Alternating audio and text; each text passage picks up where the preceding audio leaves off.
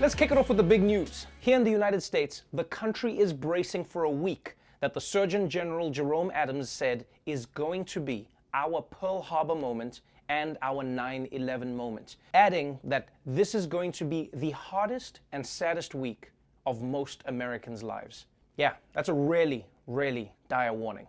But despite these warnings, there are still people who are not taking social distancing seriously. For some cities, good weather was all it took to draw out the crowds. People gathering in San Francisco, flooding Washington, D.C.'s famous Seafood Wharf Saturday, and strolling New York's Central Park. In Los Angeles, officers breaking up a celebration for a 1-year-old little girl, calling in reinforcement after the crowd became agitated. Across the country, religious leaders are holding services and risking their parishioners and their community's health. Driving out of this Ohio parking lot is a woman who just attended a church service with dozens of other people, including children.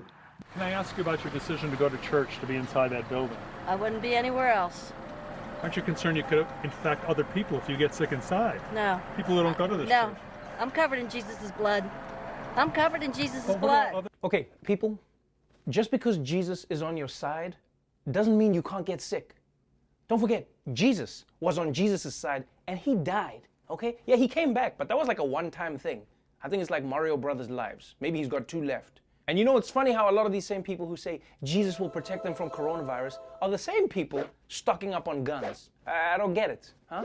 Won't the blood of Jesus protect you from an intruder? Nah, I'm going with buckshot for this one. He needs Jesus more than me. And look, whether you want to believe in coronavirus or not, it is real. And today, the United States passed the 10,000 coronavirus deaths. And experts are saying that that number is probably undercounting things because apparently many deaths in the US have been labeled as pneumonia or influenza when they were likely coronavirus. Now, as America reaches the hardest week yet of this epidemic, states around the country have been begging the federal government to help them find ventilators for their overcrowded hospitals. But because the federal government took so long to react to this crisis, President Trump just doesn't have enough ventilators to go around. What he can give people, though, is some unsolicited medical advice. President Trump says he thinks doctors should use the drug HYDROXYCHLOROQUINE to treat patients who've tested positive. That's hydroxychloroquine and azithromycin. And again, you have to go through your medical people, get the approval.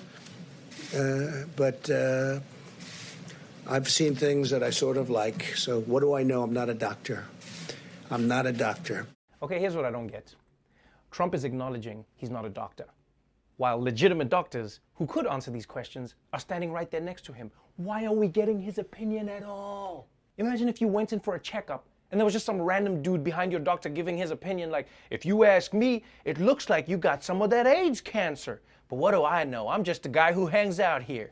I do have to give some credit to Trump, though, for at least giving us a disclaimer that he's not a doctor. I mean, he doesn't normally do that.